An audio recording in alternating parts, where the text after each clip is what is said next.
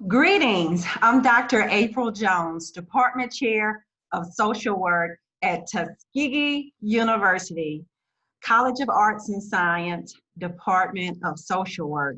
Today, you will receive your Field Instructor and Task Supervisor Orientation Training for academic year 2020 through 2021 for the Field Education Program.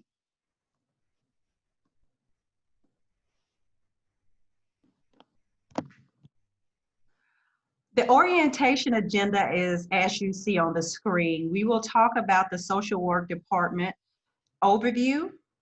We'll take a look at the field education in an overview. And we will also discuss the field instructor slash task supervisor orientation. Tuskegee University was established on July 4th, 1881 by Lewis Adams and the well-known Booker T. Washington in Tuskegee, Alabama. Let's take this journey of a rich history of the social work department and the university that you're about to come in partnership with today.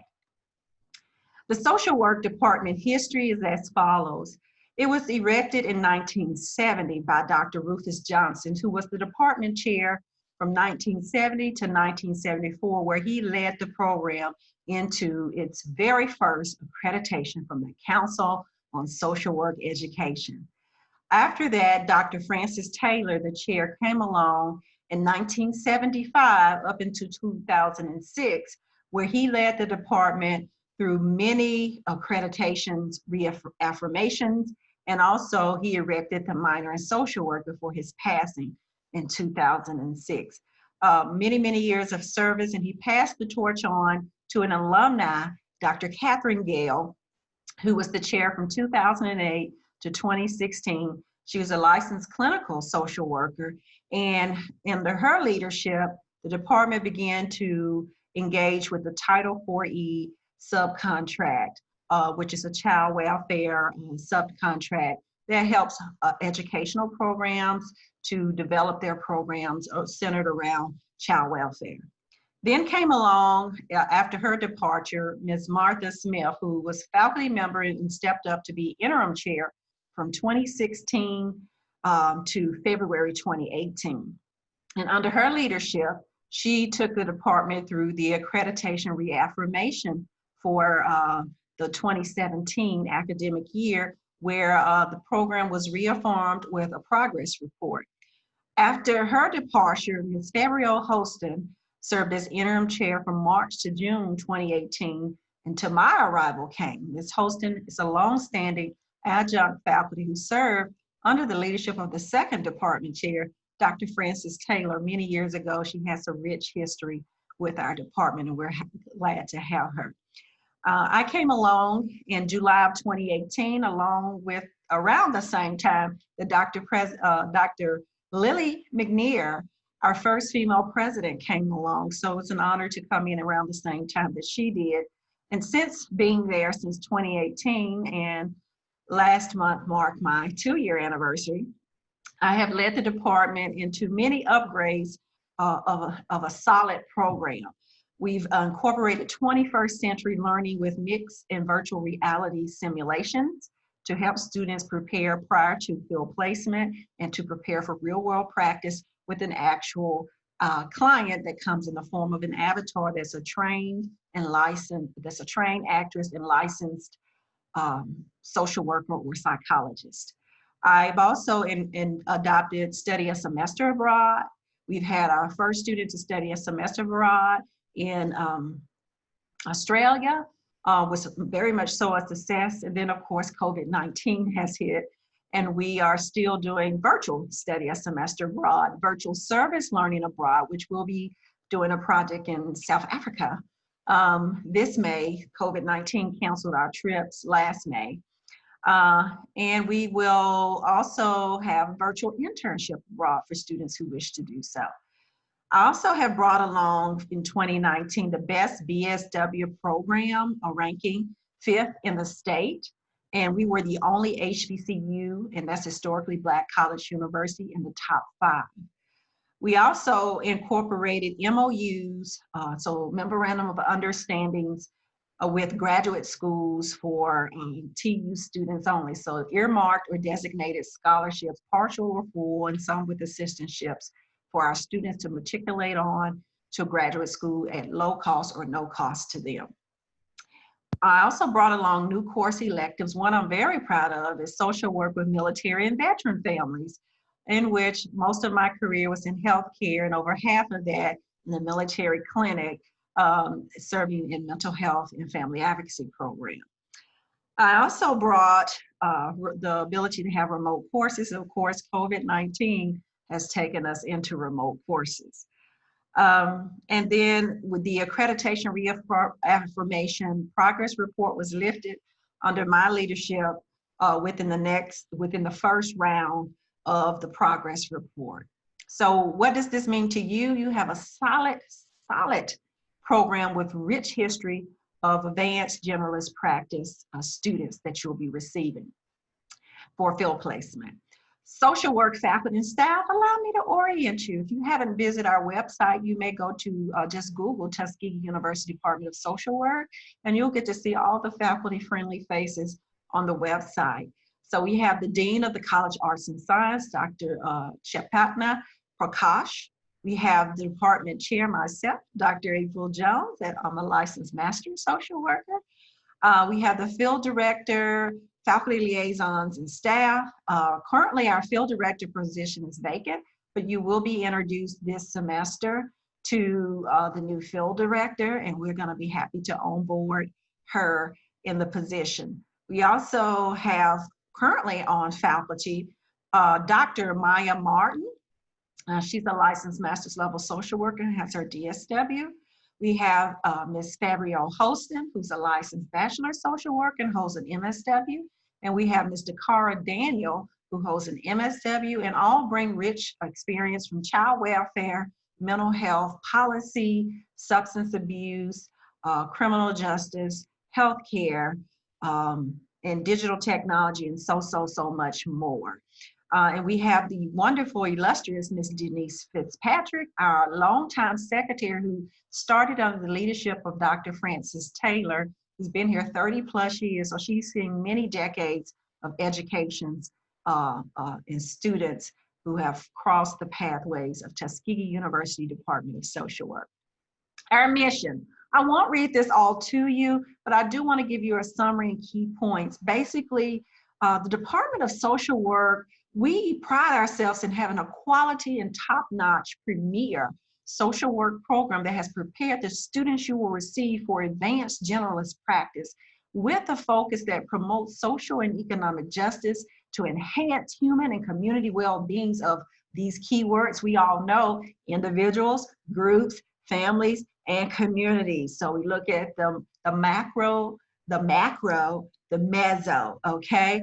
And so for others not immediately entering the field after graduation, we do prepare them to matriculate on to a graduate school to obtain their MSW degree. And most of our students, over about 80%, go on to get their MSWs and immediately receive jobs, get their license. Some even go on to get their doctorate degrees. So it lets you know what a solid foundation Tuskegee is preparing the students for, to either go into the workforce or go on to graduate school. And guess what? You play a part in that solid foundation as a field education site and a faculty, a field instructor or a task supervisor. So we pride ourselves in being one of the best HBCUs, as we would like to think, in the world. Our department is committed to minority students that come from disadvantaged communities and those that are marginalized. And we want to make sure we have a strength-based generalist practice with other to teach them how to work with other vulnerable populations. The department develops our BSW students through the core competencies of the Council on Social Work Education, which will be known as the CSWE throughout this presentation. We also instill, along with your help, leadership skills and the knowledge of global social work context through our global office at Tuskegee University and with some of our field placements, especially the virtual field placements in service learning and some study a semester abroad. We feel it instills in them early career skill sets to practice as generalist practitioners, and it shows them an importance of evidence-based practice with a rigorous evaluation of social work practice and programs through examination, testings, assessments for student learning outcome. So what's our vision? What do we foresee for Tuskegee University Department of Social Work? We envision graduates that will promote the social and economic justice and enhance human and community well-being for those vulnerable individual groups, families, and communities across the state, the nation, and the world. As generalist practitioners, they will also engage in ethical and culturally competent practice. As society undergoes radical technology changes, especially in the COVID-19 pandemic, we know that the economy and social changes are all being affected. So we are now focusing on, and have always, empowering our students so that they won't be left behind. And we do so with a compassionate heart. And I'm a memento after one of our university's co-founders, Booker T. Washington, is that education is not what a person is able to hold in his head, as so much it is the skill of the hand, the strengthening of the mind and the heart, and we, social work educators, field instructors, task supervisors, and eventually our students, help others in these ways. We're so glad you're a part of this vision and the future vision and implementation of social workers. What is advanced generalist practice at the BSW level, the Bachelor of Social Work?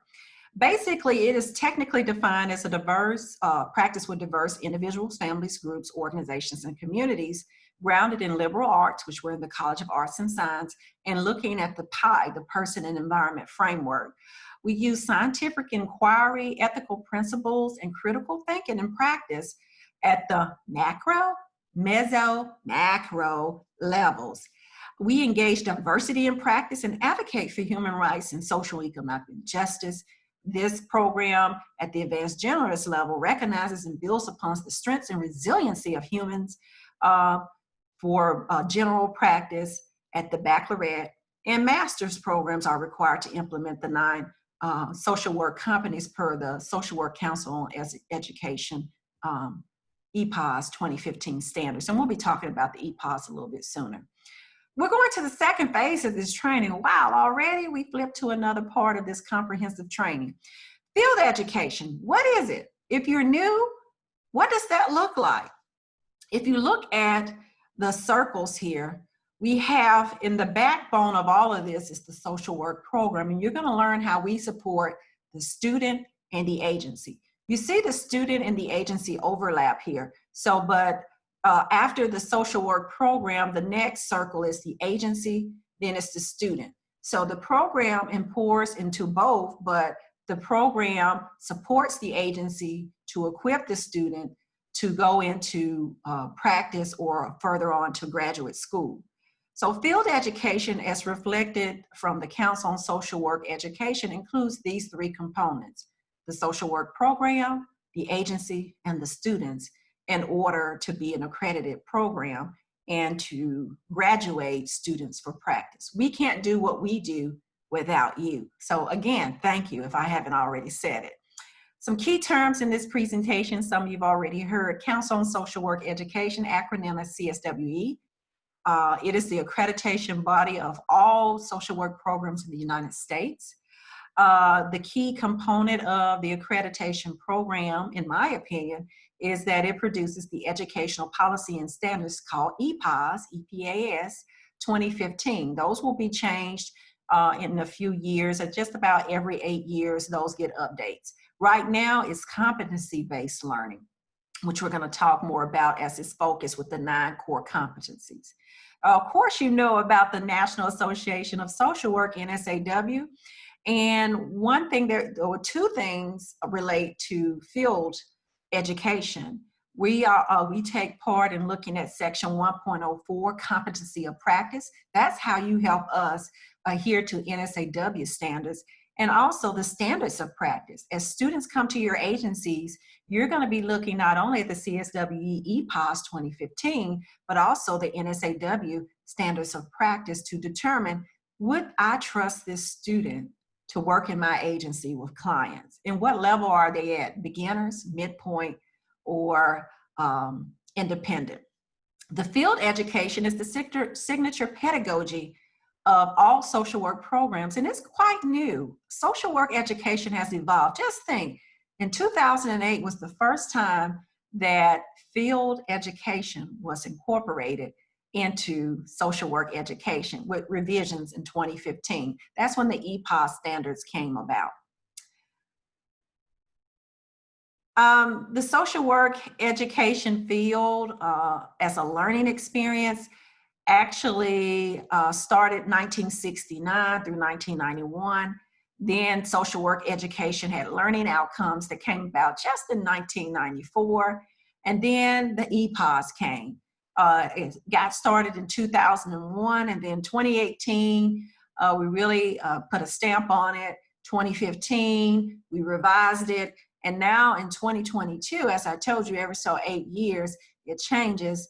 We're going to have some new standards which are under the review. And I'm very proud to say that I am a part of the Council on Social Work Education Board of Directors as the BSW representatives for all BSW programs in the U.S. So I have a 3-year term, and I hope to serve Tuskegee University, agencies I work with, and those universities. Very proud in taking us into the 21st century of technology in response to COVID-19. We are in social work education. Again, the signature pedagogy is field placement, and the U.S. Department of Labor Wage and Hours is something that's important to field education. It was incorporated that internship programs operate under the Fair Labor Standard Act, which you can get a copy of this at the link that you see here, the PDF copy, and in your information packet, you'll have that attached for you to review as well. So what are the field education models that are utilized, and what do we use? There's the traditional model, there's the non-traditional model, which consists of shared instruction model, where you use task supervisors through the division of supervisory functions and group supervision. A task supervisor, by definition, is someone who works in a social service agency but does not possess a BSW or MSW degree in social work, but can supervise social work students with a faculty liaison or someone with those degrees, providing guidance and supervision to the students and to those supervisors. And we do provide that service through faculty liaisons at Tuskegee University. We have the single placement model, where there's the ability to complete mandated field hours in one placement rather than two. And that's usually what Tuskegee strives for, the single placement model. But with COVID-19, we do know that sometimes some diversity is needed to get all the field education hours. And then there's the delayed entry into field model, where the field begins following a semester-long simulation and teaching based at the school. Actually, our students don't delay, but they get that simulation practice in their some of their other practice courses or elective courses that would connect to field placement. And we do some simulations in the seminar courses while students are in field placement. I do want you to know, if you would like to utilize simulations, you may do so, and I'll be telling you a little bit more how to access that as one of our partners, one of the perks that you get for partnering with us. So what's the field delivery approach? So we have an articulated approach to field delivery. There are many, but this is the one I feel is best fitting for Tuskegee University. We have a collaborative approach to field delivery with the agency, the faculty, and the students. Our curriculum development of field and classroom is continuous and synergetic. We're always looking to upgrade and change, as we know times are relevant and they change. That's why we now have mixed reality simulations. We're adjusting for COVID-19, and the use of technology in social work. So our curriculum is continuously staying abreast of the relevant times. We also have a field liaison. The field liaison is the link between practice and the classroom. And so this field liaison, often for our office, because it's a small program, is the field director. And this field director is the link between practice in the classroom through teaching the seminar course. So the students come to you for hands-on practice, and then they come in the classroom and they have to demonstrate and discuss more about what they've learned in practice and process that in a deeper dive to make sure that everything is gelling together for internship. The field liaison, or in our case, the field director, shares knowledge integration roles with, it says here the field director, but that might be in my spot as the department chair. But this in our department is a little different, where the field director does share what we call faculty liaison. So the faculty liaison shares knowledge and integration roles with the field director and vice versa. So we're really collaborative. It's not just one person sharing and integrating. We do it in a collaborative effort, and so that all of us are on one accord with what we're sharing with our students. So you're on part 3 of the agenda, which is supervisor orientation. And we're going to be looking at what is this role of a field instructor or instructors and task supervisors. I want you to think about this quote as we go through this part of the training. If you want to lift up yourself, then lift someone else up. And that's exactly what you're doing with students. Maybe you don't need a lift up, but when you hold your hand out and you train that student, then you're lifting them up to the next level where they need to be to go into practice or to graduate school. What an important role you have. And thank you for serving. Again, I can't say thank you enough. So what are some learning objectives that we are going to approach about field instructors / task supervisors? You see them bulleted here. And I just want to highlight, we're going to look at your role and responsibilities. We're going to look at the importance of developing an orientation to the organization for the students. We're going to look at the developmental stages of an internship, and we're going to look at learning strategies and tools to effectively supervise and teach students to provide adequate feedback to them. Some of you may know it. If you do, we hope that this will be a refresher course. If not, we hope you'll pick up one nugget to manage and lead the students. We hope you'll get greater insight into learning styles and how to make that connection to effectively adapt your teaching style to meet the individual student needs and vice versa. We also want you to know the importance of that learning plan that needs to be done within 2 to 3 weeks of starting the internship, and the evaluations of the student's performance that often sometimes may not be comfortable, but the evaluations are put in place as milestones so that we can set them up for success. At Tuskegee, we do a 3-week evaluation in the fall and spring, a 6-week evaluation in the fall and spring, and summer, fall, and spring, we have the midterm and the final evaluation. You'll notice the summer is only 8 weeks, so normally it's not enough time. By the time a 6-week comes, it's really midterm, and by the time the 3 weeks comes, they've just gotten started. Probably in a week or 2 in that field placement. So that's why summer is just usually midterm final, unless you wish to do a 3-week eval. But where you are now, fall, and coming up in the spring semester, 3 weeks, 6 weeks, those are our check-ins with you. And then we conduct the midterm and the final. We see the 3-6 week as a one-time to combined evaluation. We call our evaluation 3 ways. So we have 3 points among 3 people, usually the field director, the task supervisor or field instructor, and the student, 3 ways of checking and balancing, making sure that they're performing well, and if they're not, how can we redirect so that the student will perform well to be successful? And we also look at how to respond to challenging situations, not a topic I like to talk about, but ethical practice is important, and when unethical behavior or challenges come, be honest and transparent with us to look for a resolution, whether that's corrective action, termination, or disruption of the field placement, which we'll talk more about. The field education overview. So what is field placement all about? The primary focus is to provide students with the opportunity to simply apply theoretical concepts into practice that they've learned in the classroom. So the university and the internship site, we both play a role in the integrated process. How so?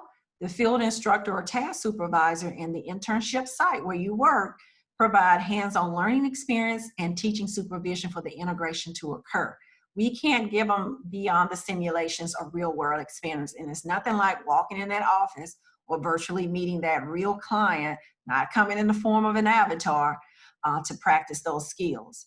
So the Department of Social Work provides the integrative seminar class that you heard me speak of, which assists the students with the process and provides a means of peer discussion and support to help facilitate the process of field education. So by the end of the week or the beginning of the week, we are making sure we're opening and closing what happened in the week of field placement questions and smoothing over things. So hopefully you'll have good academic performing students in field education. Internship site considerations.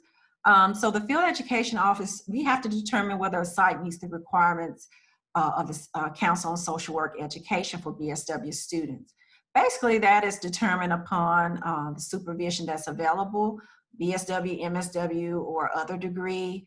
Are you able to give the 1 hour of supervision once a week? Are you able to complete the daily log, sign off on once a week or either every day? Are you able to engage for the learning contract and answer questions? As well as we look at the types of learning experience that have to be appropriate at the advanced generalist practice. Surely we don't want to put BSWs in a clinical situation, but they can definitely observe clinical work to motivate them to want to go on to get their master's degree or understand when you make that appropriate referral for clinical care, what happens, okay? So the site must make a commitment to allocate your staff time and resources to provide supervision for the student, to coordinate those learning activities and complete university documents, including the learning contract and evaluation of their performance at the 3-6 week midterm and final exam. And I'm proud to say we went contactless with Time to Track. And so you all will receive an additional training on how to enter into Time to Track, and you'll be receiving your email notice to log into your password protected portal for confidentiality purposes. And everything you need to do is there, and approvals are just a click of a button. We have digital signatures. We have spaces where you can write comments. And so I think you're going to find this to be an easier process. And we have notifications that come via email and alert through that system, which is magnificent. Excuse me. Interns are learners. You have to remember that. Say it aloud with me. Interns are learners. I'm sure if I were there, I would hear you saying it loud and clear and proudly, okay? They are not employees, okay? Some of them do get paid, and some people do have paid, students rather, have paid internships, but the internship is still separated, and you're to see the student as a learner. Students are not expected to know how to do. They're there to learn how to do. So let's make sure that's clear. As BSW students, they're coming to learn how to do. They're not expected to know how to do everything. They do know some things, but not everything. And if they did, we wouldn't need field placement. So you're there to show them as a professional social worker or task supervisor, this is professionalism, this is ethical behavior, this is good practice. They will model you in future practice. So set the tone as a good model. They are not expected to carry a full caseload, just a few little cases. You know, they don't have to have 10, maybe 1 or 2, depending on the student, might be enough. Or to complete the same amount of work as a staff member. Their workload expectations should be determined according to the student's maturity, intelligence, competency, and prior work experience. You'll get a copy of their resumes upon request. You'll get to know about their cumulative GPA as far as their competency. And you can talk with the field director about their intelligence and maturity through our lens, but you have to get to know them and determine what you feel their maturity and intelligence is. A lot of times the students will get to feel, and they're just a different person, and they may just be quiet in the classroom or vice versa. As students attain confidence and independence, you can expect, the workload expectations are generally increased, and we're going to talk about that through the development of field placement. So field instructors / task supervisors, what are your responsibilities? So we have separated the two roles. So field instructors, let's look at to the student, your role, and to the department. You are to provide an orientation to the agency and documentation. You are to assist in development and implementation of the learning contract provided by TU to the student to coordinate and complete with you. You are to coordinate the educational experience, assign them daily tasks, weekly meetings, and diversity and learning experience. You're to provide supervision at least 1 hour per week. That 1 hour can be broken up into minutes or 30 minutes or a complete 1 hour on one day. You are to notify us or the student of safety issues. You're to provide ongoing feedback, direction, and guidance as you see fit with the student. You're to assist students with challenging situations, and you're to provide support and assistance to students in learning to navigate the politics within an organization that many of them have never had a job and very innocent and don't know what that means. If someone says something, that's workplace gossip. Don't get caught up in it. If there are political things being talked about, we don't do that. That's not a good thing to do, to discuss your political party within the agency. So switching over to the department, what do we do with you and you with us? So for you, your responsibilities are to participate in trainings offered on field education issues. This is your orientation. For some of you, this is a refresher. Throughout the year, we will host free trainings to field instructors and task supervisors. We will always have an annual training in March in observance of National Social Work Month, and you're going to hear more about the perks that you get with that. But we have just-in-time trainings, on-the-spot trainings, so we're here to provide you with whatever you may need. And we do have some different topics that are available. If you want to know more about our menu of topics, email me at ajones@tuskegee.edu or the new field director upon her onboarding. You're to participate in the learning contract, midterm, and final evaluations by rating the student and having the conference with the faculty liaison or the field director about it to give the evaluation rating, and the field director gives the grade. You're to consult the field director with issues or concerns. Don't hold back. Be transparent. Tell us, because as we know, issues or concerns don't go away, and we're not punitive. We want to help them. We know that they will make mistakes. We know that there'll be issues and concerns. And depending on the degree of it, all things, even to the most severe, can be rectified. Sometimes an action is termination. Sometimes an action is corrective actions, and we have a different setup and menu for that. And when that time comes, we can share it, and we'll be talking with the agency and the student. Report changes that affect the placement. If the field instructor is leaving the agency and supervisory responsibilities change, let us know if for a week or two you're traveling and someone else is supervising the student. Let us know if you've resigned and your last day is going to be next week and who that new supervisor might be. If the learning activities significantly change, let me know. So if the learning contract or plan changes, the field director needs to know that there's been an update to it.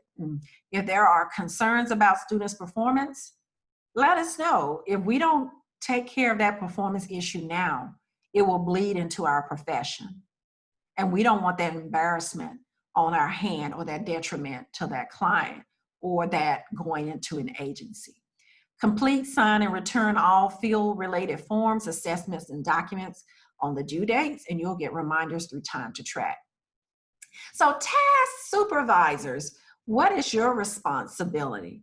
Basically, you too must meet with the supervisor every week and provide general supervision of service delivery. So really, that's the type. You should meet with the student, and you meet with the faculty liaison as needed. It doesn't have to be every week, but with the students, the supervisor, you will meet every week. You oversee the administrative aspects of the student's performance, their orientation, attendance, time management, required record keeping at your agency, usual reports for supervision required by your agency. You select specific assignments, it could be cases, it could be group work. it could be community, and it could be policy projects throughout the year or the academic semester. And you help the student develop focused agenda for the meeting with your weekly supervision with the field instructor, or in your case, it would be the faculty. It could be the faculty liaison if you needed us there. But normally what we do for that 1 hour of supervision with someone with social work, they get it in the seminar class if they're housed with a task supervisor. This agenda can include a review of areas of improvement. And so that's what weekly supervision is all about. What are you a champion at, and what do you have some growth at? So where do you glow or shine, and where do you need to climb that ladder a little bit more or grow? Okay, and use the word usage is a good play instead of poor performance or poor academic performance. Say you got some good glows and you got some ways to grow. And here are some things I like to see you work a little bit more on. Remember, these students are already timid. This is a grade.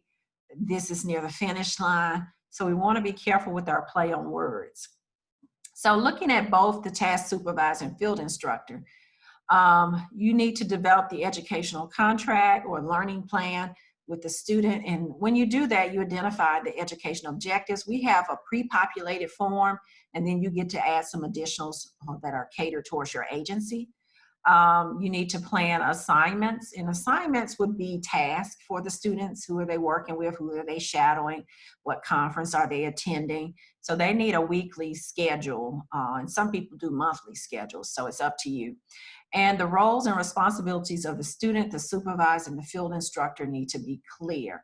So if there's a field instructor, but then a supervisor, the student needs to know who's that upline. So I go speak to this person first, but this is my field instructor I meet with. It depends on how your field education program is structured. Some people have the degreed social workers that are field instructors, but there are task supervisors who do the daily supervision, and the field instructor does the weekly 1 hour supervision and steps in and supervises as needed. So whatever your structure is, make sure that roles and responsibilities are understood. Who's the upline? Who do you report to? Who do you meet with on this day? The clearer it is, the more cooperation you'll have with your students and a smoother operation. You also need to look at maintaining an ongoing communication to share perceptions of the student's progress and to update and refine educational objectives as the year or academic year or semester progresses. You also need to discuss the student's progress and future educational objectives when preparing the formal end of semester evaluation, which would be the final. And the student has final responsibility for ensuring that education is completed, and the field director is notified you're ready for your final three-way with us. So field education documentation, wonk, wonk, wonk. Is this another thing that Tuskegee's putting on your plate? Not actually. We have MOUs and affiliate agreements that need to be filled out. Some agencies coin the term differently, so that's why you see MOUs or affiliate agreements. We have one on file that's been approved by our legal office that can be used with organizations that don't have MOUs, but some state and federal agencies, you have your own MOUs, and we adopt those. Some MOUs are year to year, some are 3 years, some are 5 years. So it depends on who's the lead agency and what you all negotiate for the agreement. You have the learning plan, which you're going to find is seamless, doesn't take much work. You also have time cards that you'll need to approve. Sometimes students get a little bit of amnesia. They think they've worked extra hours or over hours, and maybe they did, but they weren't approved. Those have to be approved by the site, and sometimes if it's evening or weekends, the field director has to be notified before you give final approval. Sometimes students don't come in quite the time they thought they should, but all students should be coming in on time unless they notify you, and unless your agency has a grievance, they're late. So they shouldn't be putting it there, and we don't want to see too many tardiness or late happening. They have internship logs, or what we call daily learning logs, and that's where they reflect each day. That's their documentation. What did you do today in field education? And what was your interaction with communities, organizations, groups, individuals, etc. And then lastly, you have the midterm and final evaluations, but also The 3-way and the 3-week and 6-week evaluations are included, but they're not really technically the formal documentation that's measured. You also see that we have a field education web portal. If you go on Google Tuskegee University Department of Social Work on our homepage, scroll down and there are some drop-down menus and you'll see field education. Click that link and then you enter in your time to track username and password, and you'll get access to the portal of all these wonderful documentations at the click of your finger, minus the MOU. That's something that's done via email and stored on file separately. So there is such thing as the Family Educational Rights and Privacy Act. Oops, let's go back. I don't know why that did that. So this is something that is important. The Family Educational Rights and Privacy Act of 1974, known as FERPA, is a federal law that governs the privacy of educational records. You may have noticed I said you have to request certain things, and it has to be a need to know. It grants you specific rights to students and sets restrictions on how universities may handle educational records. And FERPA requires schools to obtain written permission from the students before releasing educational records. And we do that for transcripts, resumes, and different things related to field. And we make sure, and they also sign something from the Office of the Register as far as release of records. As a field instructor or task supervisor, it is critical that you maintain the educational confidentiality of the student you're supervising, not disclosing their poor performance or grades with those outside of the TU social work department, faculty liaisons, or me, the department chair. Likewise, it's important to note that there may be information that the Department of Social Work is not allowed to share with you in order to maintain the student's privacy. We don't disclose private health information unless there is a need to know based off it being a healthcare agency. You can find more information about FERPA at the link that you see listed. So we're just getting started. How about that? We're going to take a good start with looking at how to prepare for the student's arrival. So it's exciting if you're just getting students, or maybe you're a little nervous. What can I expect? Circulate a memo or email to the agency staff introducing the intern prior to their start date.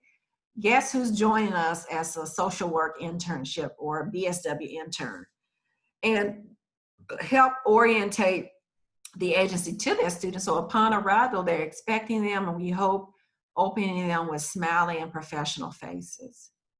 You also want to look at making a physical space available for the student. If the student shares a desk or office area with another staff member, arrange it for a place for the student to keep their personal belongings and files safe. And if it's available, arrange for the student to attend agency orientations. We really recommend that. It's a good way for the student to learn the culture of the agency.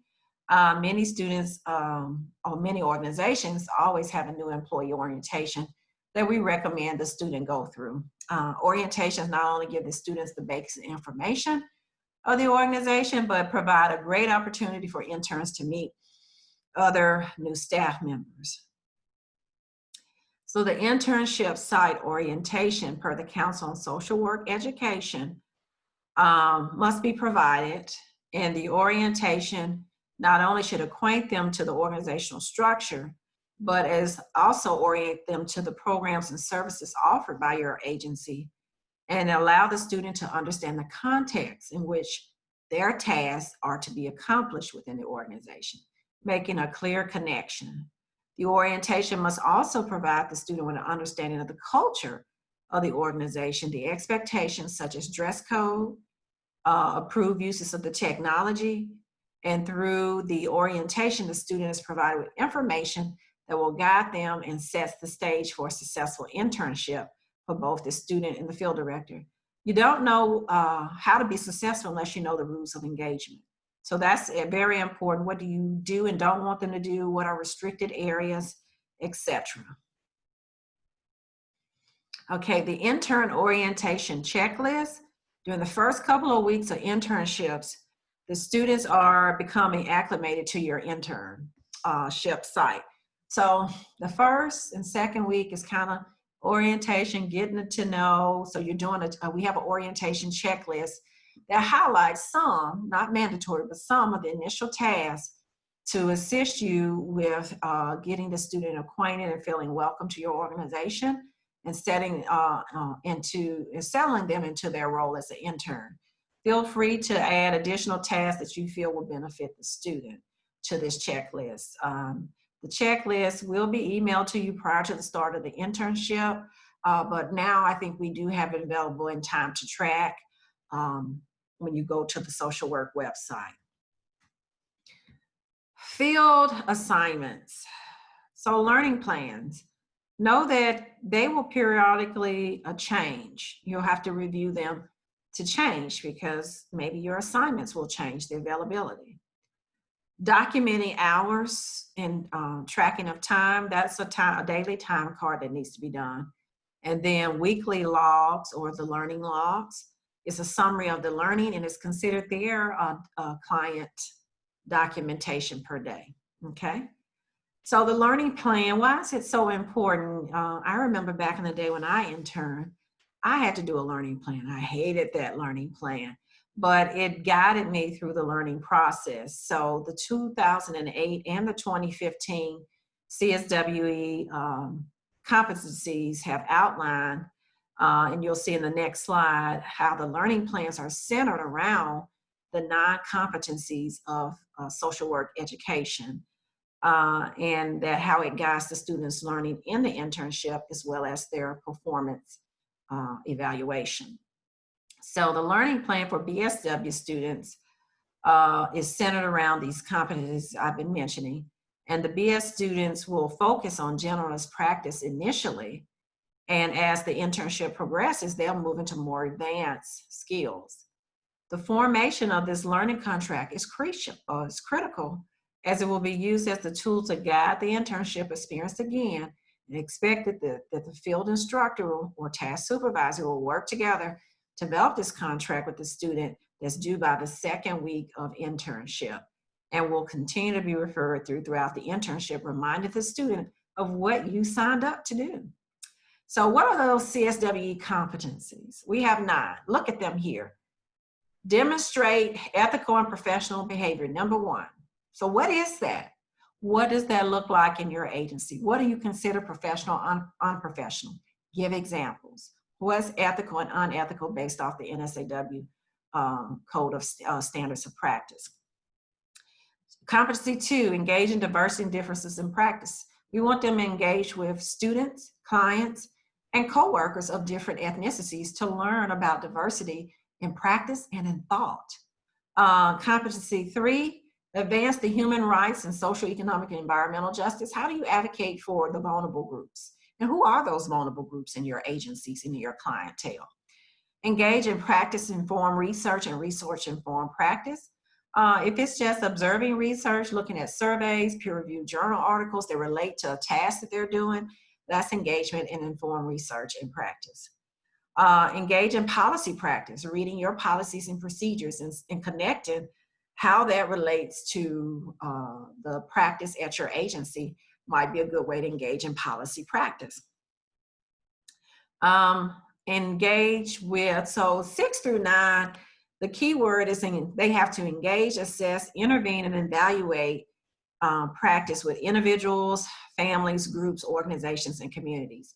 If you feel you can give them one of these learning opportunities, let us know and we'll make sure we develop it to be targeted in seminar class.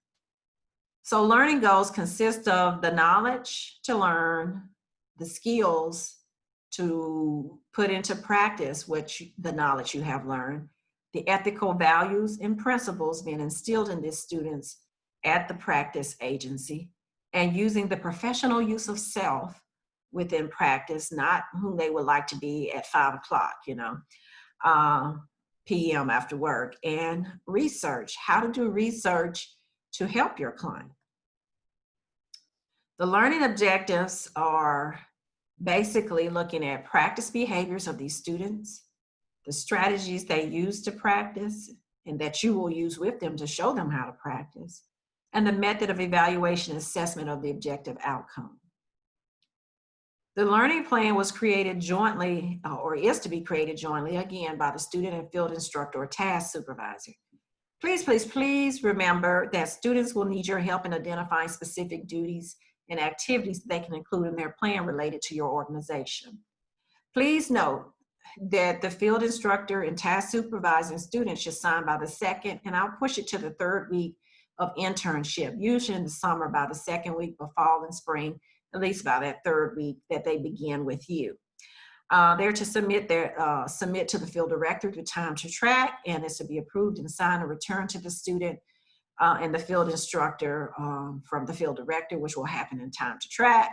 And you will review regularly and use good judgment of the student's progress. In that learning plan, you will include the 9 competencies and practice behaviors.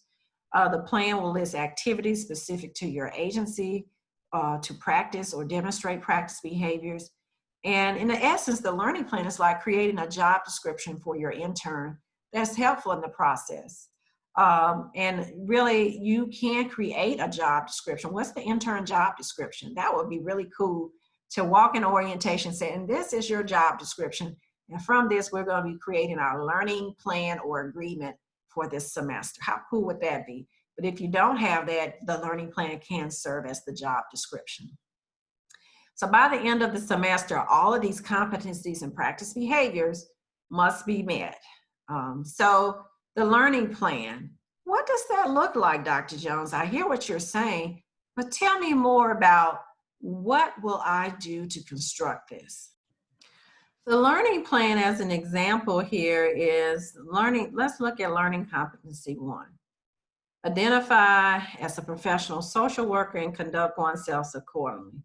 So you want to list social work assignments and activities which the student will achieve an objective. So some examples here are for professional social work identity, advocate for client access to services of social work, practice personal reflection and self-correction to assure continual professional development, attends to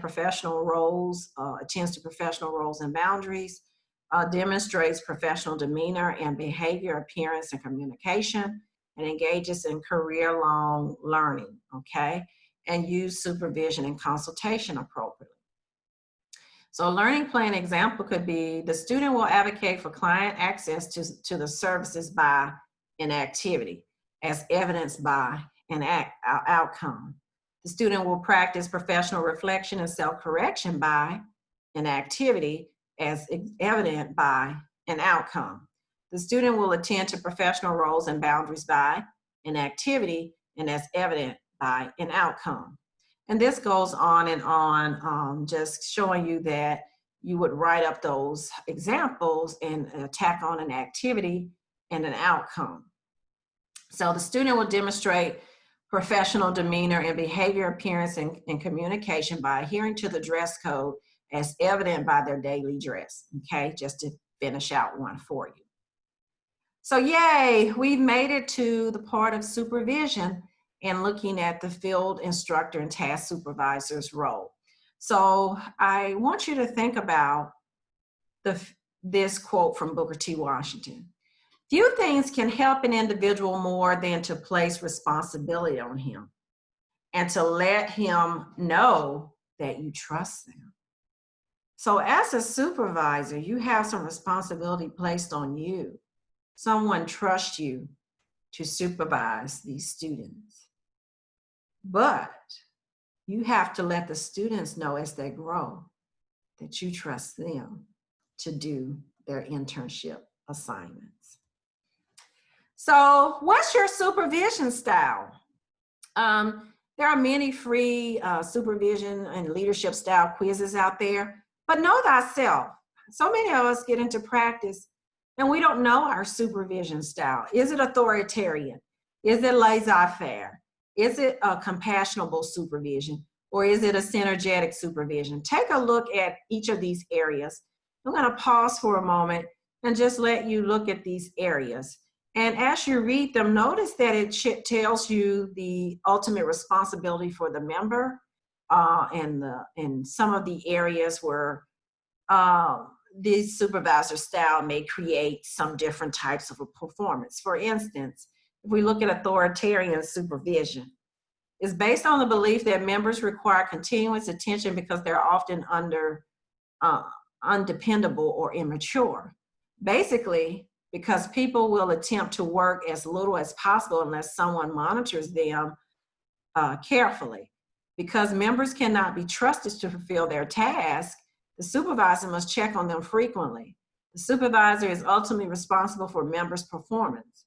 Consequently, close observation is an essential part of the supervisor's responsibility. Think about that. Is that you? Read the next one.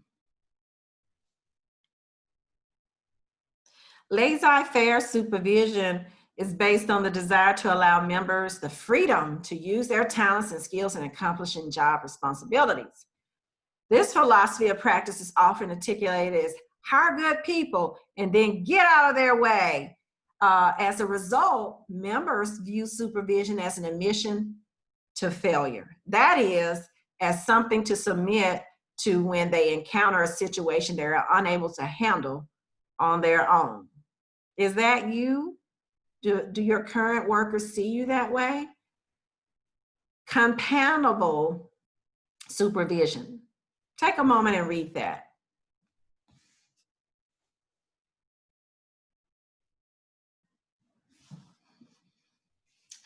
It's based principally on a friendship relationship. Above all else, supervisors seek to be liked and to create harmonious relationship among members. They concentrate on being buddies with the staff they supervise and avoid confronting members about poor job performance or mistakes in judgment as long as possible. Is that you? And what is that outcome? The synergetic supervision. Take a moment and read it.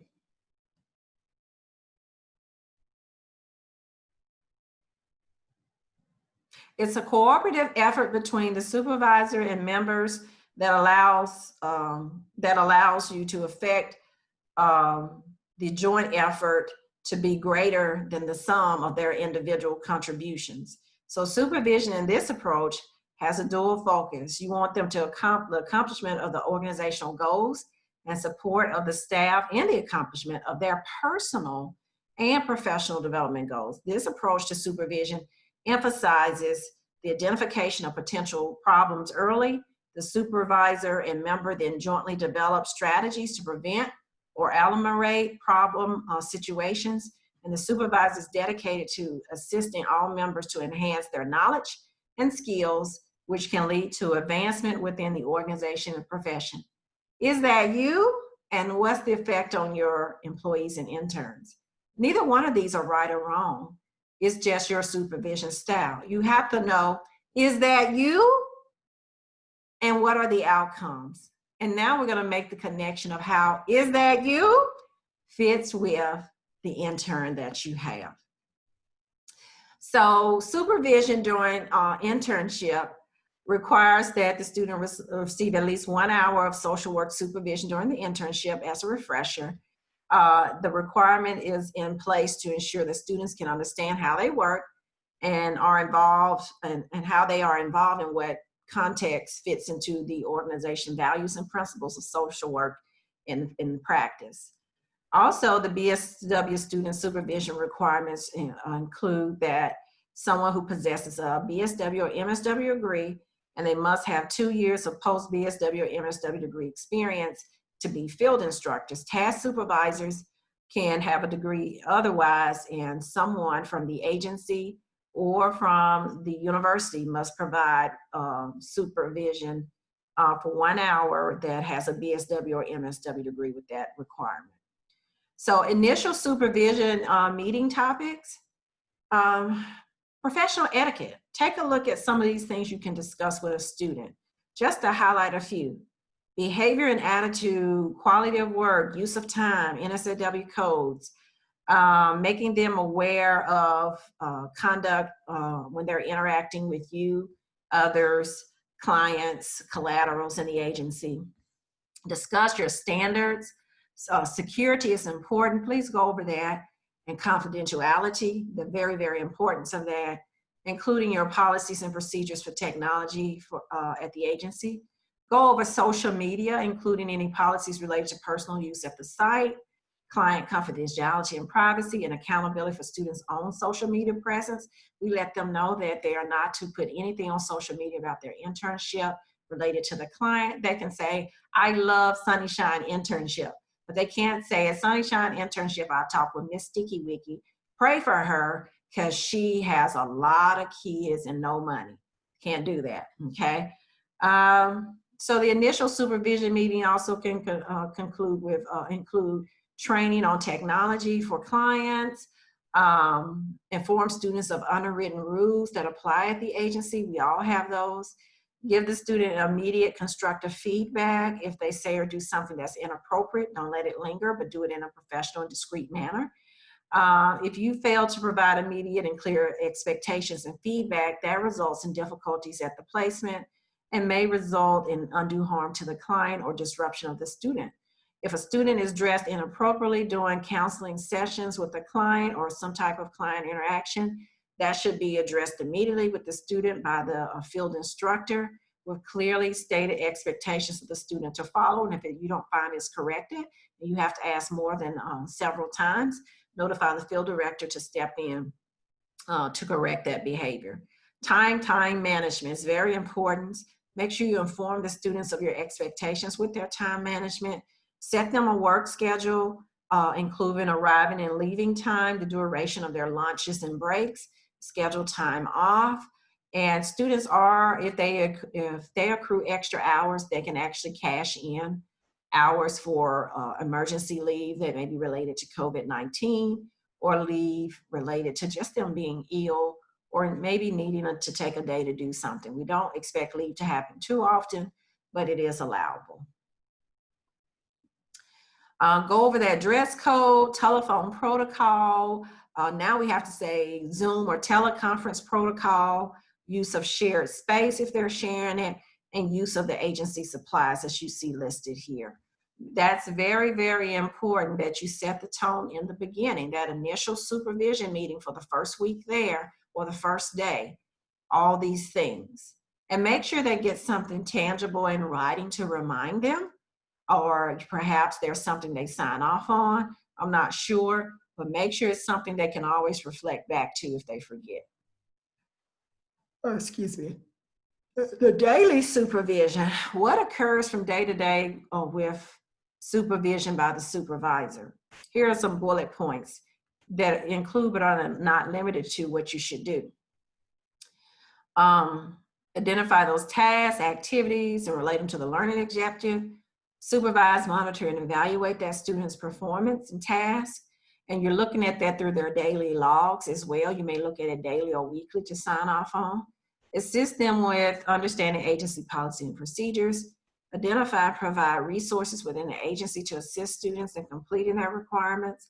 Assist the student in developing skills in assessment, documentation, referral, non-clinical counseling, group facilitation, and other relevant areas of practice for social workers at the BSW level. Assist the student in understanding the different professional approaches to problem solving. Assist the student in understanding the culture and political structure of the agency and professional relationships with colleagues and staff, and provide informal and formal supervision throughout the internship. The list goes on to look at the difference between social work perspectives and other professionals within your agencies, if that's available. Develop a social work professional identity, model, discuss, and identify the social work approach to their task, where meeting the client where they are, empowerment, those type of things, the PI, person and environment. Assist the student in understanding the NSAW Code of Ethics, and they've been trained on that, or educated on that rather. Assist the student in identifying ethical dilemmas and process those issues using social work values and ethics. Assist the student in integrating theories and concepts learned in classroom into practice tasks identified by you, and then provide 1 hour of supervision per week and be available at other times via phone, email to assist social work related issues and concerns. Evaluate the student's progress and the socialization of the profession of social work. How are they integrating? So weekly supervision meetings. What are some ideas? What do I do? I'm all new to this. Or maybe you need a refresher. You can meet with the students. It would be face-to-face, whether in person or via teleconference, for 1 hour a week. If you're not available for supervision for the week, let the field director know at our agency as soon as possible so we can arrange for a faculty liaison to meet with them for that week to go over their week in review and give any feedback. Someone else in the agency can do it if you've assigned them that role as task supervisor or faculty field instructor. Time must be developed solely for observation, processing, and supervision. Provide student with specific feedback, including strengths and areas of improvement. Students should be active participants in supervision. They should ask questions and make suggestions to see where their critical thinking skills are. Ideally, a set day and time each week would be set aside for the purpose. Students are there Monday through Thursday for senior internship, 8 a.m. to 4:30 or 5 p.m. And in the spring for juniors, they're there 2 days a week from 8 to 12, usually Tuesdays and Thursdays, or Monday through Thursdays from 8 to 12 noon. Review weekly timesheets and logs to verify with your signature for submission for the field director, and that's all done in our time to track system now. So what are the expectations for interns? So we expect our interns are treated differently from employees. We expect our interns to come to you and us with a certain set of knowledge, skills, and abilities. We cannot make the assumption with student interns that they know. Remember, they don't expect them to come knowing how to do or showing them how to do, but they do have certain sets of knowledge and skills and abilities based off their education in the social work program. But remember, they're interns, not employees. Never assume the student will understand or know what to do, how to act, or how to handle a specific situation. Talk with them beforehand and model and practice that. You should expect students to be willing to learn. If they're not, contact us. We should be prepared to help them acquire and build knowledge and skills that lead to becoming a professional. And I say we, that's you and the department. So what are these learning styles and how does that fit into the equation of field education? Learning styles developed by Dave calls 4 general categories. We have the concrete experience, means the active learner, learning through experience by trial and error. Then we have that goes to the reflective observant. This person learns through examining and observing and shadowing. Then we have the abstract conceptualization learner, learn through explaining. If you talk to them, lecture them, explain, that's how they learn. And then we have the active experimentation learner, and they learn through doing. Let me do it, and then that's how the aha moment comes that I learn. Well, congratulations, we moved to another section of this training, which is stages of the internship. And we're going to be looking at that and developmental stages of your interns. So I want you to think about this as we go through this section. Booker T. Washington said, "The older I grow, the more I am convinced that there is no education which one can get from books and costly apparatus that is equal to that which can be gotten from contact with great men and women." Okay, so as they get contact with great men and women and go through these stages of development, that's something to think about as we process through this. So the stages of internship process, the first stage is engagement. When does that happen? 0 to 4 weeks within the internship, engaging is happening. You're clarifying roles and expectations in the fall and spring. And the summer internship is 0 to 2 weeks.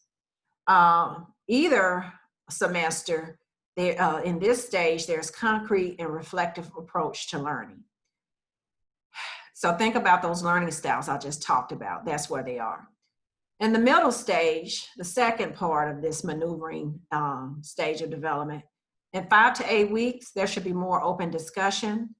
And in 3 to 4 weeks in the summer, that should occur. In both semesters, or in either semesters, the abstract approach to learning is occurring at this time. And then there's the end stage. In the end stage, that's 9 to 16 weeks of the semester. It's time for termination. And in the summer semester, that's 5 to 8 weeks at Tuskegee. At this point, your student learning style should be active experimentation approach to learning. They should be showing you what they can do. As I tell my students ebonically, show me what you're working with. So they should be showing you what they're working with by that point. And it's okay to laugh out loud, LOL, all right?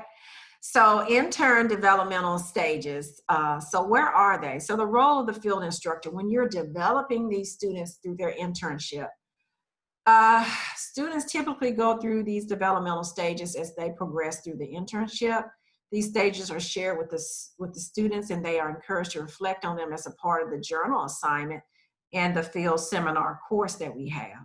We strongly encourage you to have an ongoing conversation with your students as to what stage they feel they're in. Let them do some self-reflection and assist them with identifying ways in which to move forward. Where are you stuck, and how do you get past this?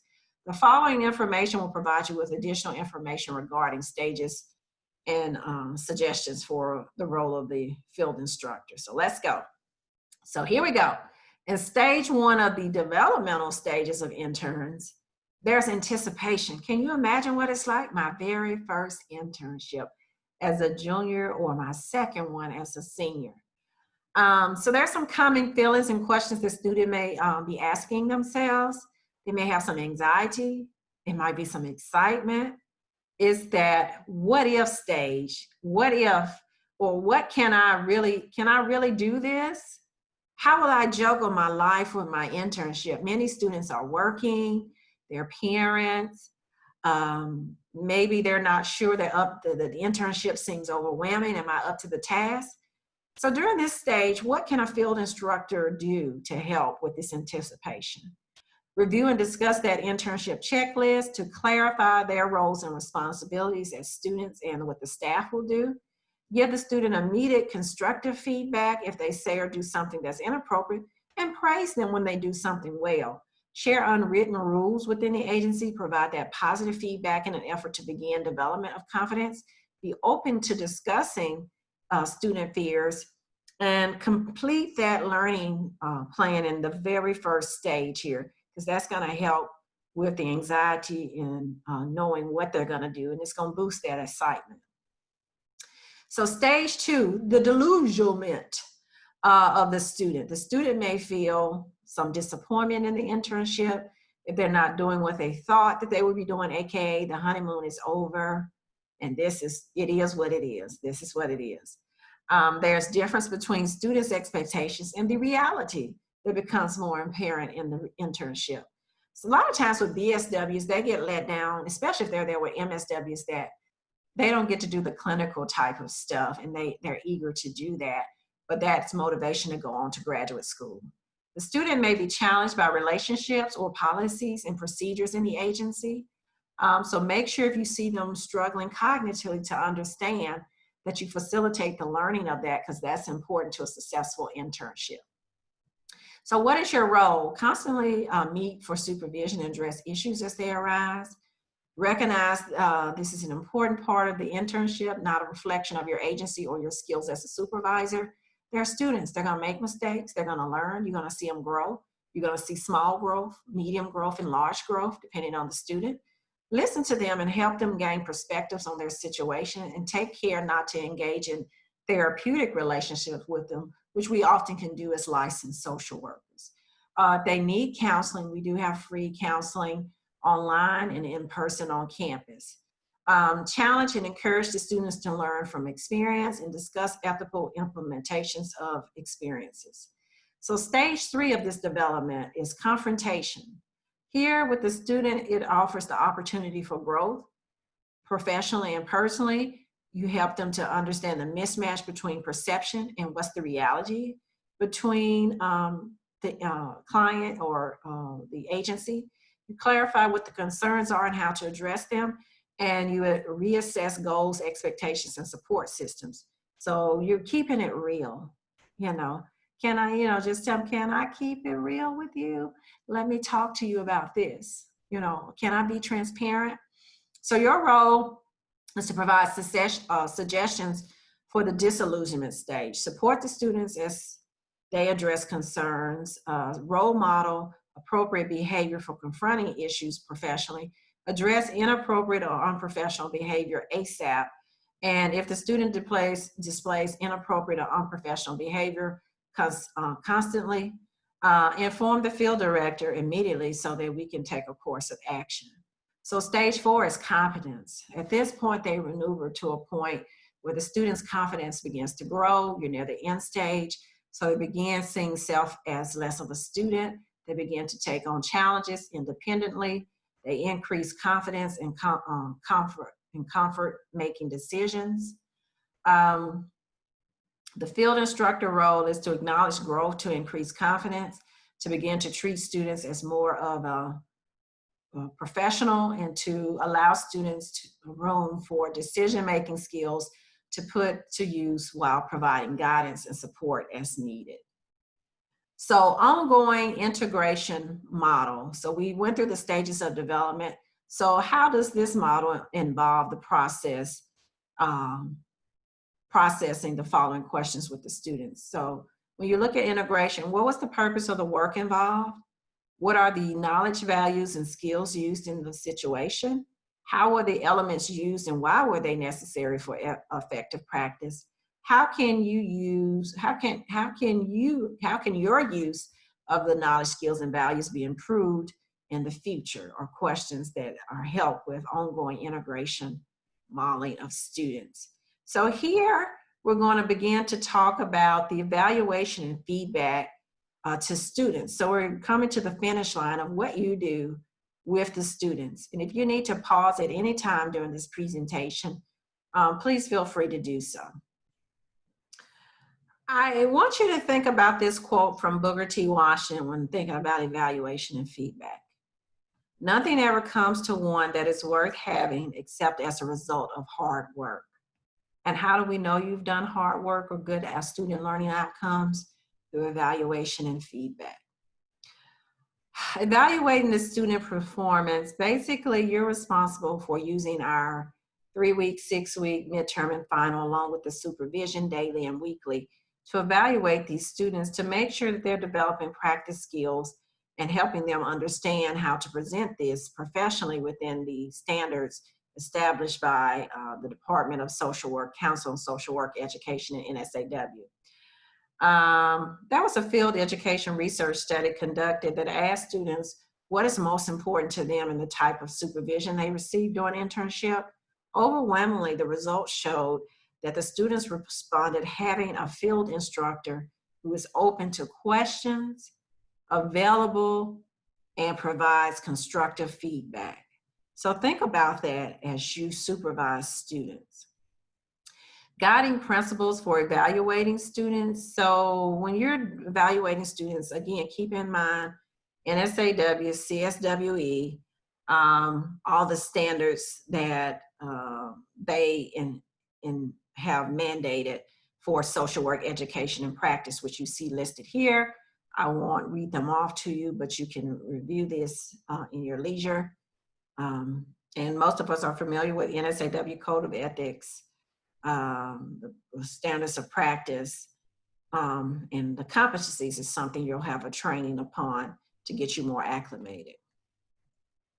So the evaluation of the competencies, again, is the midterm, the final, and we have a program evaluation that's completed by you all at the end of the semester and returned to the field education director about the overall work process of the internship. So we hope you'll complete that survey. Again, a 3 and 6 week is not, it's a part of the check and balance system, but it's not part of the formal evaluation process. So for potential issues, what can come up when evaluating students at the midterm and final? Looking at the professional versus intern level of competency. Looking at correlations of ratings to academic grades, and we'll talk about that when you begin to evaluate, or beforehand if you need to. And the field instructor is not providing accurate rating for fear of failing the students. Don't do that. Be honest, because that's the only way they can grow at midterm and at finals. Each practice behavior will be rated on a 5-point, and that's the Lakert scale. Unacceptable, needs improvement, meets expectations, exceeds expectations, is outstanding. So basically you got an A, B, C, D, and an F, okay? Or not applicable, that's what occurs. So outstanding would be an A, exceeds expectations would be a B, meets expectations would be a C, needs improvement is a D, and unacceptable is an F. So here I have it outlined. So how do we do grades? 100 plus is outstanding, 90 to 95, 99. I say A plus and A, but really, again, number 4 is a B, exceeds expectations. Number 3 meets expectations, is a C, and needs improvement is a D, and unacceptable is an F.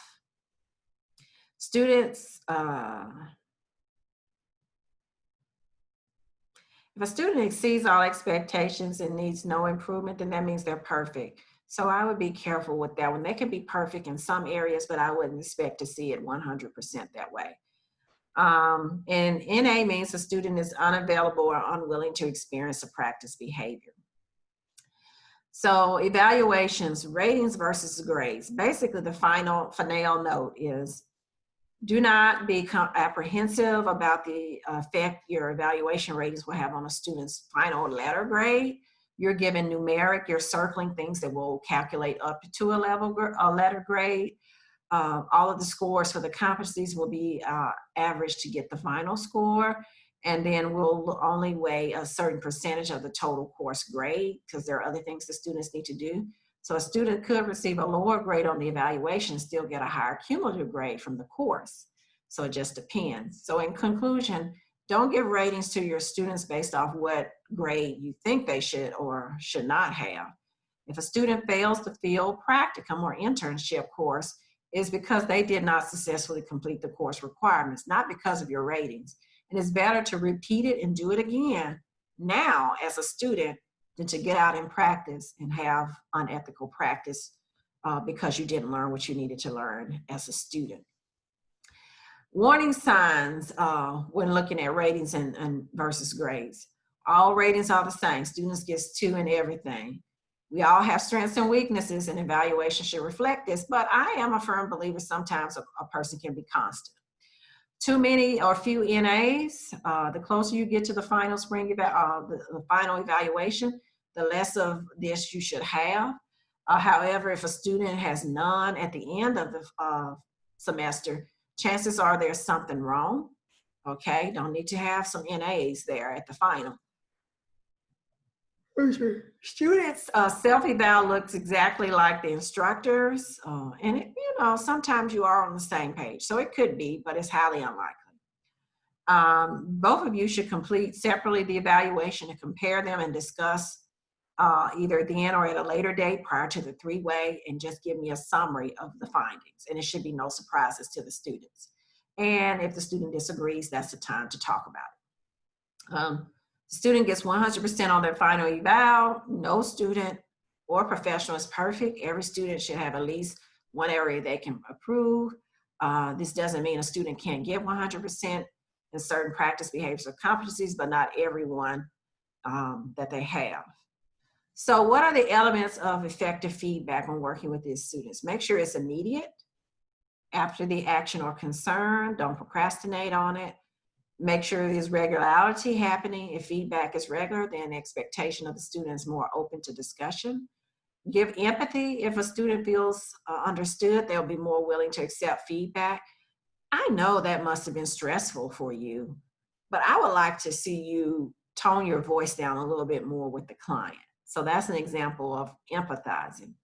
Clear expectations of performance without guidelines on what the field instructor expects. Students may feel unfairly criticized, like, well, I didn't know I was supposed to do that. So let's give clear expectations to prevent any confusion. Field instructor's observation of the students. Negative feedback is easier to accept if it comes from the observer rather than as comments from others. And timelessness, always note in the supervision section, feedback is more direct, which will provide effective feedback. Some of the elements of feedback also are follow-up with their student, make sure they made those improvements and incorporated them. Know your student, you'll learn their personalities over the semester. And each student responds in a different way and has different temperaments. But make sure that whatever you do is received after a trusting and supportive environment is established. Make sure there's balance between both positive and negative feedback. They shouldn't get completely negative feedback. Begin the discussion with the positive elements of their performance and then lead into room to what? Grow. Some of those growth areas or ladders they need to climb. Clear and concise feedback should be clear and concise and easy to understand. Use concrete suggestions for alternative approaches should be provided to that student. The formal written evaluation, you have a form. It's an online tool that you'll use in time to track. It's the Lacker rating scale. As I told you, what's so great about this, it provides an excellent opportunity for you to talk about what the student is glowing in and what there needs to be some growth in. And that's what evaluation is. It's not punitive. It's just trying to get them to a happy medium for a successful internship, or to let them know you may need to do a repeat and here are the reasons why objectively from this form. Timely completion of the evaluation is critical as you provide feedback about the student's performance. There's a potential need for supporting the student who may be experiencing challenges during internship. And we appreciate your prompt attention to these so we can correct them. And success doesn't always mean you pass field placement. It might mean that you've shown some growth, but you might need to repeat, or you might need to get an incomplete grade and complete some tasks, okay? So the part that I don't like to talk about, but can happen, doesn't happen often at our university, is internship disruptions. Booker T. Washington says, character, not circumstances, makes the man. Think about that student's character, not the circumstance that's going to make them into that professional. So possible student concerns are unrealistic expectations from the student, unrecognized anxiety that they may be having, refusals to ask for help, overwhelming triggers that maybe they didn't know about or knew about and didn't alert anyone at the agency or university, inability to embrace uncertainties, false assumptions over schedules, boredom, help from unhelpful sources, and conflicting personal and professional values. And these are all research-based things taken from the references you see listed below. Some of the problematic intern behaviors, red flags that you should look for and notify us about: not being open to feedback, direction, or supervision, having poor personal and professional boundaries, giving clients candies and cookies when they shouldn't be, incongruence with social work values, not using values in practice, disengagement from practice in the social work profession. The student can be counseled about behaviors, or at the field instructor or director's discretion, termination from the agency can happen immediately or within a certain amount of days. Pending the severity or rationality of the behavior, students may be placed at another agency or not allowed to complete field placement at all. It could be a failure and asked to exit the program, counseled out of the program due to severe inappropriate behavior, such as sex with the client. That's a no-no. That's a terminate, cancel out the program. Field disruption examples: concerns that can result in counseling out of the program or termination of field. Personal problems interfere with professional judgment, performance, ability to perform tasks, or jeopardize the best interests of the people you serve. And that's taken from the Code of Ethics 1.04 and 4.05. They have to clean up their social media presence, not showing legal problems, substance abuse issues, all those things in their social media. Depending on the agency policies, currently being investigated for child abuse or dependent adult abuse is means for disruption. Former founded investigation of child or dependent abuse, and prior criminal record in conflict with the nature of the agency is means for disruption. Some disruptions of those natures can happen beforehand with a background check. Field disruption examples include legal accusations or criminal records, especially if physical violence towards another person, display of prejudicial attitudes and discriminatory behaviors, unwillingness to examine basis and take steps to modify the professional conflicts reflected by them, professional, social, or business-related conflicts of interest to include use of social media for personal reasons, inappropriate physical contact with clients, or any sexual involvement with clients or colleagues. Deceit towards a client, agency, or university program in relation to the responsibilities associated with the field instruction course or at the placement, violations of confidentiality, inappropriate actions that violate the agency standards for professional practice. And the field disruption contact flow is if the agency is concerned with the student, here are your steps. Consult with the student. Step 2, the student will consult with the faculty liaison. And step 3, the faculty liaison consults with the field director about the concern, and or you could go to the faculty liaison or field director directly, but first you have to let the student know there's a concern that might cause field disruption. The student concerned with the agency or field instructor, first they should come to the agency instructor or supervisor. Their next step could be the agency instructor or supervisor consults with the faculty liaison, letting us know of the student's concern, and the faculty liaison consults with the field director. And sometimes you can, step 2, go directly to the field director. But when there are disruptions, usually the faculty liaisons get involved because you need a neutral person that's not the director at our university and that can be neutral to both parties in a decision-making process. And the student concerned with faculty liaison, student consults with faculty liaison, student consults with department head of social work when there is a student concerned with the faculty liaison or the field director. So you have made it to near the end of this training. So how do we support your agency? In the words of Booker T. Washington, those who are happiest are those who do the most for others. And we are happy to support you. So what are these perks you had heard me talk about? Benefits to the internship site. Wow, take a look at all it has to offer you.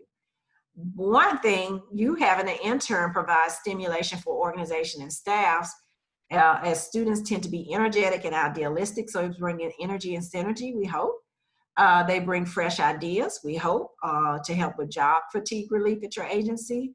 Additionally, as part of the coursework, students are exposed to evidence-based and current research, and students are valuable resources in sharing information with their internship site.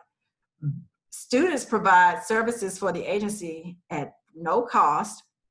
They are expected to do practice, and the internship provides training ground for potential employees that you can hire post their internship. So it increases your social work pool in the community and familiarization with your organization prior to official hire, if selected.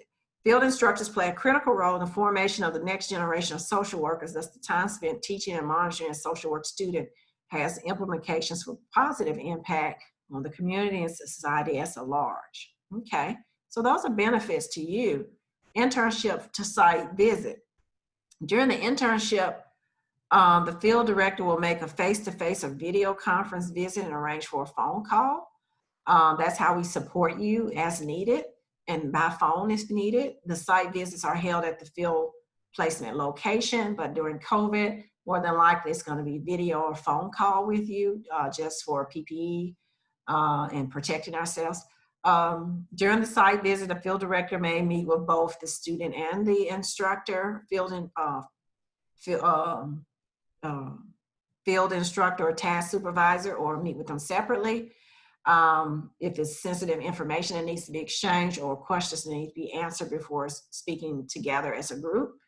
The field director does not offer to meet, if they don't offer to meet separately, the student or the field instructor can request to do so to the field director, or if the field director is not cooperating, call the department chair. And I am the direct supervisor of the field director and the faculty liaisons, and I can step in and make executive decisions. During the course of the internship, if issues or concerns arise, additional meetings with the field director can be arranged as support to you. We don't want you out there with a student who's not performing, or things are going on, or you need training, and you're not a burden to us. Please contact us. That's why we're here, to support, train, and intervene, and coach as needed. So the CSW core competencies, the NSAW Code of Ethics, I have links to all of these places where you can look for some good information about practice behaviors. So these are good resources. Take a snapshot of it. I don't think you can touch screen it and it will go to those sites, because I don't think the links are activated through this video recording, but do snapshot it. The field instructor benefits just continue. They just keep coming. So what does Tuskegee get to you? You're getting a benefit for having those students. You're getting some resources listed, but we give you access to the Fort Motor Library, databases, books, reference books, and journals. And we just got hot off the press ProQuest Academia that has Alexander Street Learning with 360 view simulations that can be viewed from a device or through goggles, putting the mobile phone inside of there. So we'll be having more training about simulations later on this semester. The bookstore discount access, you can join our email list at the link you see here. Put your name in, and when there are discounts given, you'll be included in that loop to get you some TU gear, perhaps some books. They have toiletries. They have electronic equipment. So never know, that 30% discount might make or break getting that tablet or something. We have research and publication, co-author opportunities and support. If you want to publish with us on a call for papers, or if you want to write or co-author a textbook or a chapter, some of the faculty may have interest. And we can also work with you with community research projects or service learning projects. So all of that is available to work with you with. And if they're publishing costs, sometimes TU will pick it up, but we usually try to go for the no cost publication call for papers. Continuing education and training, that's free and discounted to you. We are establishing our continuing education academy that will have a soft launch sometime, we hope, in December of this year. And starting next year, we'll do a large launch with the local community. It will be an online continuing education academy where we have different vendors such as Dr. Well, I don't want to say their names. We'll just let you be surprised at the lineup of the partnerships we developed. So the development is training for supervisors, those child welfare related training, mental health. We have licensure prep courses, supervision partnerships with discounts for those who need to get their licensure supervision. With a lot on trauma, and so many things that are focused. Patent opportunity, we can co-author in patent inventions and mixed reality simulation scenarios, and TU picks up the cost of the patent and we profit share. So if you have interest in that, let me know. Learning options, research and publication seminars that TU has, we can invite you to from our Office of Research. We have mixed reality simulation training. If you're interested in using those in internship, we will provide at no cost to you the mixed reality simulation. And normally we try to do it in a group. We have social work, special topics that we can present on, such as cultural competency, the learning styles, leadership styles, so just an array of things, the EPOS, etc. We also have field education training, you have your orientation, you're having that today, the annual training and conference that will come around in March, instructional strategies and methods at your agency that you can utilize, and we have free again and discounted CEU opportunities that we'll share with you for being partners at the agency. I want to say the Ford Motor Library Access, your name has been given to the director of the library, Ms. Juanita Roberts. And so you won't get a card, but when you come over, you just let her know that, or a circulation desk employee know that you're coming over to check out some things or books, and they will give you rights to do that. And you'll also get an access key for the databases. So I'll be sending her your email so she can welcome you and give you access to that. So what is the role of the student intern? Think about it. The world cares very little what you or I know, but it does care a great deal about what you or I do. So what we do impacts the students' roles and responsibilities and vice versa with the clients. So here's what the student intern is to do. You see a list here. They're basically developed as a professional, demonstrating the ability to do all these things that you see on the screen. And we've pretty much talked about these, but look at those and make sure that you're incorporating those with the student. We also need to clarify career interests. They may be interning somewhere where that's not their interest, but what can they learn from it? What strengths and limitations are there? And what's a good fit for them, perhaps the next go round or for graduate school focus? We need to assist the field instructor in developing positive supervision skills. If you are the instructor, are you professionally developing, or do we need to help you in that manner with students? The student interns are socialized to the profession of the social work by indoctrination of the culture, norms, and values of social work. They transition from passive learners to active professionals. That's what we should be seeing. They should develop professional consistent with social work values and ethics, and they should understand the role of social work in various settings. Student responsibilities. Students' responsibilities are to participate and develop and implement that learning contract, to prepare for supervision and take responsibility for their learning, to follow the rules, policies, and procedures of your site and act in a professional manner and adhere to the NSAW Code of Ethics, the CSWE accreditation, educational standards and policies, EPOS 2015, to report safety issues to the agency and department, and engage in ongoing communication and address any concerns that may arise. A few examples of professional qualities students should be displaying are as listed: openness, acceptance, that's their role to learn, ask questions, be on time, submit their paperwork on time, be reliable, keep their private life separate from the intern life, and develop professional use of self. Now, as a department, we believe excellence is doing a common thing in an uncommon way. So the department responsibilities to your internship site, and that's you, are as follows. We assign the field liaison or faculty liaison to your site. We only have one director, so that's a given. We provide consultation, mediation, and problem solving when needed. We monitor the internship progress through the 3 ways. We review and approve learning plans. We assign the grade for the university record, and we engage in ongoing communication and address any concerns as they arise. The field director responsibilities are as you see listed: to make sure the best possible match is made in the practicum, that the student has the capabilities and requirements needed for their field placement, and that their interests, goals, abilities, and personal resources are utilized and matched appropriately. We ensure, the field directors to ensure quality supervision of field practicum students consistent with program goals and objectives through the ongoing facilitation of orientation training and consultation of field instructors and related agency personnel.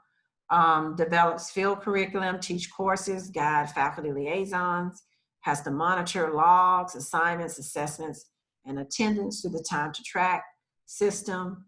The faculty liaison or field coordinator or field liaison, as we've coined it in this training, should assign a full-time or adjunct faculty member in the department with an MSW and a license degree. So I'll do that. I'll be assigning that, and they have been assigning. You'll get to know who your individual faculty liaison is.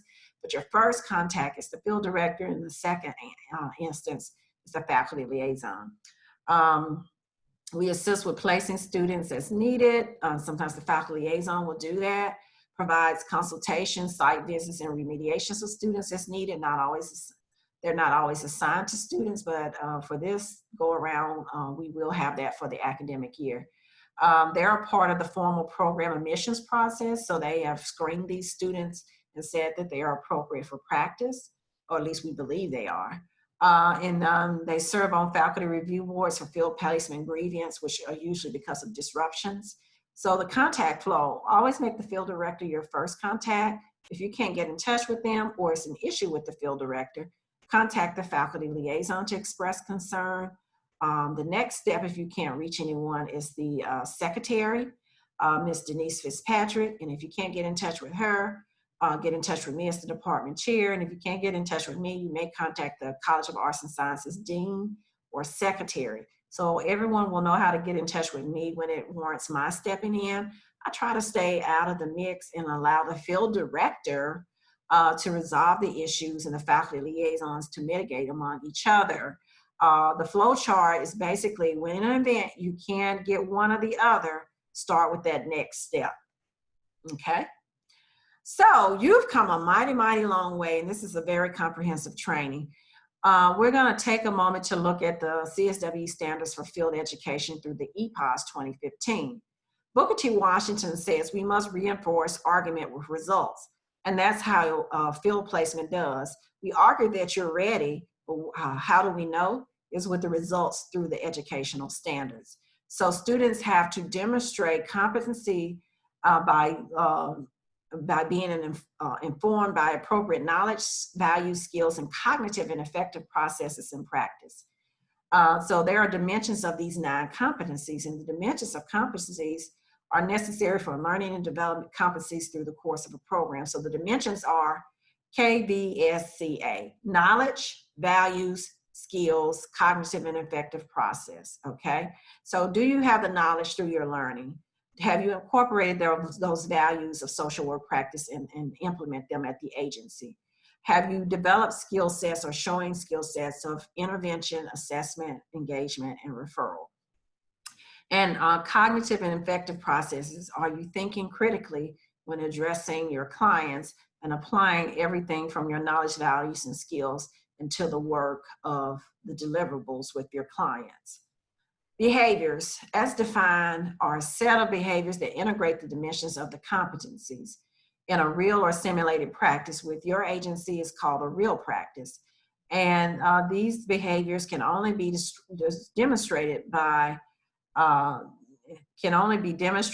behavior, and behavior cannot be demonstrated without incorporating the knowledge, value, skills, and cognitive and effective processes associated with competencies throughout their behaviors in the real practice at your agency. So take a look at competency 1, and we've defined it a little bit more for you. Social workers understand, and it tells you everything you should understand.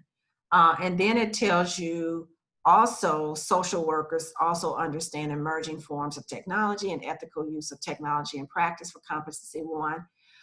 So whatever you should understand, the student should understand in this competency. And also the social worker has to do the following to understand this. You have to be able to make ethical decisions. You have to be able to use reflection and self-regulation. You have to be able to demonstrate professional demeanor. So I'm kind of skipping around in here. So what you see here is the actual competency, what social workers should possess, and then you see what social workers have to demonstrate to show that they possess these things. So the deliverables are in this third bullet point here. Competency 2, engage in diversity and diversity in practice. So how do we do that? And then how do we show it through practice with students? So those students should understand forms and mechanisms of oppression, including social, economic, political, and cultural exclusions, marginalization, alienization. And they should know how to apply and communicate understanding of diversity and differences in the macro, micro, and meso levels. And they present as learners engaging with clients and constituents as experts of their own lived experience and relating to the others, and apply self-awareness and regularization to manage this influence. So these are the things that should be delivered in their learning activity and outcomes to show they mastered that competency. Competency 3, We've discussed it, and they have to understand about a person, regardless of position in society, to advocate for human rights such as freedom, safety, privacy, etc., as you see here. So they should apply their understanding of the social, economic, and environmental justice to advocate for human rights at the individual and systems level, and they should engage in practice at the advanced social, economic, and justice practice. So those are some deliverables to see if they've mastered competency 3. Competency 4, when we look at research, many students want to shy away from it, but research can be an array of things. So they should understand qualitative and quantitative research methods, but they should also understand and know the principles of logic, scientific inquiry, and culturally informed and ethical approaches to building knowledge. They should understand evidence-informed drives from multidisciplinary sources and multiple ways of knowing.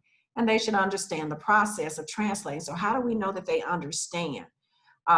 So the deliverable is that these social workers or students use practice, experience, and theory to inform scientific inquiry or research when they're talking about a client. So maybe they're talking about someone with schizophrenia, and it says that it develops throughout generations of the family. Maybe they've researched that through peer-reviewed journal articles to support their assertion in their documentation. So these are just a few things of many that you see listed here to see if they mastered the competency. And looking at policies, look at what they should understand.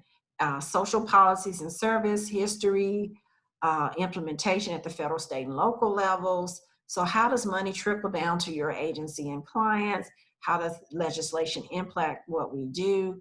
And in what settings to actively engage in policy practice, etc. Excuse me.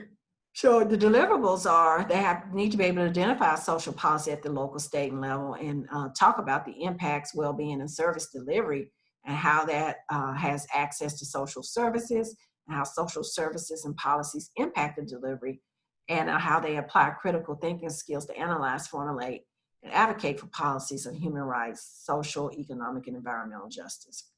So again, competency 6 through 9 all look at the individual, families, groups, and organizations and communities. 6 is about engaging, and it talks about what you should engage at these levels and how to engage in bullet point 3.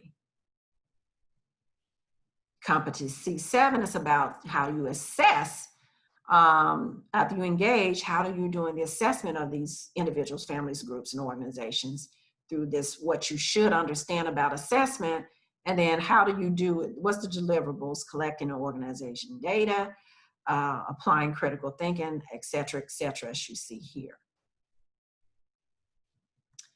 Competency 8 looks at the intervene or intervention and how the student should understand about intervention, and then how they should do it by critically choosing and implement interventions to achieve practice goals and enhance capabilities of clients and constituents, et cetera. Competency 9 goes over the evaluation or the outcomes of your engagement, your assessment, your intervening with your clients. So what should you understand at the evaluation level? And then what are the deliverables? You should be able to select and use appropriate methods for evaluation outcomes, apply human behavior and growth to it, person and environment, looking at multidisciplinary theoretical frameworks, critically analyzing things to know how to evaluate outcomes or progress with their clients. So when we look at discussion and feedback of this comprehensive training, give me a call, send me an email. What was your experience like last year if you worked with the social work field students from Tuskegee? And or based on that experience, what do you and your students need now? Now is a good time to give us feedback on what can be done differently and what we do great, especially since we have new leadership, myself and the new field director, and we have some new faculty liaisons. So now is the time to build it. And if you don't know, what would you like for it to look like? And what do you think you might need? I hope you've enjoyed this presentation today. It's very comprehensive. You may have watched it in its entirety or over a series of days. Please do call me at 334-727-8306 to dialogue with me about any questions or you may email me at ajones@tuskegee.edu. Remember, we're in a partnership. We're here to support each other for the greater learning experience of the students at Tuskegee University. So we lift them up by giving them a hand, and we help them and ourselves and our clients in these ways. Thank you so much for your time and attention to your orientation training. I look forward to continuing training, partnership, and many other things with you all. Thank you.